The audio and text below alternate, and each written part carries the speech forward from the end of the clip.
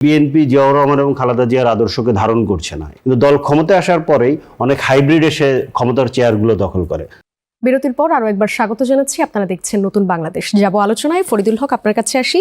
আমি দেখছিলাম যে আপনারা একটা কমিটি গঠন করেছেন, যে এনসিপিতে কারা যোগ দিচ্ছেন সেটি খতিয়ে দেখতে ন্যাশনাল সার্চ কমিটি গঠন হয়েছে। মানে রিসেন্টলি আপনাদের দলে অনেকেই দেখলাম যোগদান করছেন, এই ক্ষেত্রে আপনারা যাচাই বাছাই এবং মূল্যায়ন করতে চাইছেন। কিছুদিন আগে দেখলাম নাহিদ ইসলাম বলছেন যে অতীতে ছাত্রলীগ করলেও এনসিপিতে আসতে পারবে যদি তারা অপরাধী না হয়। আপনারা তো মানে যেটি আসলে নিষিদ্ধের যে দাবি তুলেছিলেন, বা এখন যে নিষিদ্ধ সংগঠন ছাত্রলীগ, তাদেরকে তো ফ্যাসিস্টের দোসর বলা হচ্ছে। তো সেই জায়গায় কে অপরাধী আর কে নিরপরাধ, এই বিষয়টা আসলে আপনাদের কমিটি কিভাবে যাচাই বাছাই করবে? আর এটা কি আসলে এনসিপির রাজনৈতিক অবস্থানের সঙ্গে কিছুটা সাংঘর্ষিক কিনা, যে একদিক থেকে ছাত্রলীগ নিষিদ্ধের দাবিতে আপনারা সোচ্চার ছিলেন, অন্যদিক থেকে সেই সংগঠনের সাবেক নেতাকর্মীদের আপনারা নিয়ে আসতে চাইছেন? একটু আপনার মন্তব্য শুনতে চাই।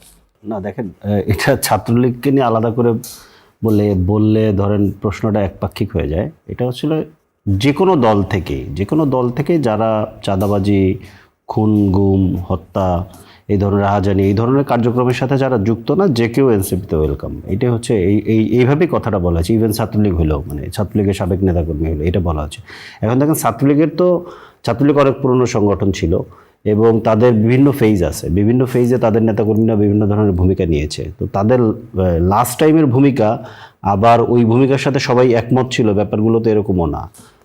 বিভিন্ন বিশ্ববিদ্যালয় ক্যাম্পাসগুলোতে অনেক অনেক সাধারণ শিক্ষার্থীদেরকে হলে থাকতে কিংবা বিশ্ববিদ্যালয় ক্যাম্পাসে তাদের মানে স্বাভাবিক শিক্ষা কার্যক্রম পরিচালনা করতে তাদেরকে অনেককেই ছাত্রলীগের সাথে সংশ্লিষ্টতা রাখতে হয়েছে বা রাখতে বাধ্য হয়েছে।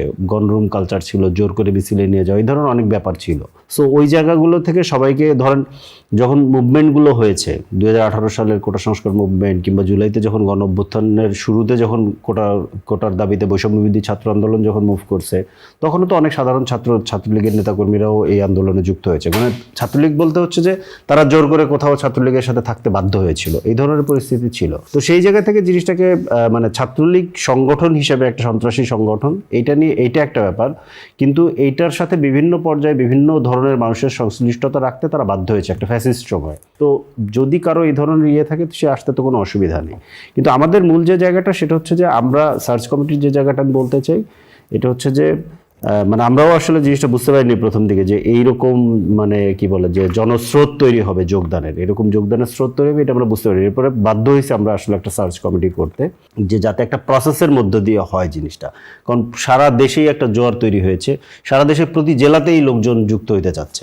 আমরা মূলত এটা আসলে প্রশ্নটা এটা করা হয়, কিন্তু আমরা মূলত যেটা দেখতে পাচ্ছি এখানে মূল প্রবণতাটা, যোগদানের মূল প্রবণতাটা আমরা দেখতে পাচ্ছি যে সরকার গঠন করার পরে বিএনপির সারা দেশের তৃণমূলের যত নেতাকর্মী, এর ভেতরে যারা বেশি নির্যাতিত, বেশি আপনার ধরেন ত্যাগ স্বীকার করেছে, এই ধরনের বহু মানুষ বিভিন্ন কারণে বিএনপির উপরে হতাশ হয়েছে। এবং বিএনপির, আমি অনেকের সাথে কথা বলেছি, অনেকের সাথে আমার কথা হয় রেগুলার, আমি নিজেও একটা সাংগঠনিক বিভাগের দায়িত্ব পালন করি, তো অনেকের সাথে যোগাযোগ হয়।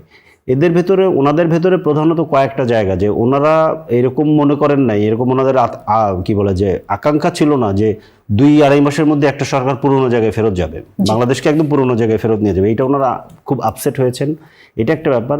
2 নম্বর ব্যাপার, ওনারা বিএনপি করার ক্ষেত্রে একটা তো পরিবর্তনের দাবি থাকেই, ওনারা একটা বাংলাদেশপন্থী রাজনীতিকে ধারণ করে, যেখানে ওনারা মনে করেন যে জিয়াউর রহমান এবং খালেদা জিয়ার একটা আদর্শ, যে আদর্শকে ধরে বিএনপি রাজনীতি করবে।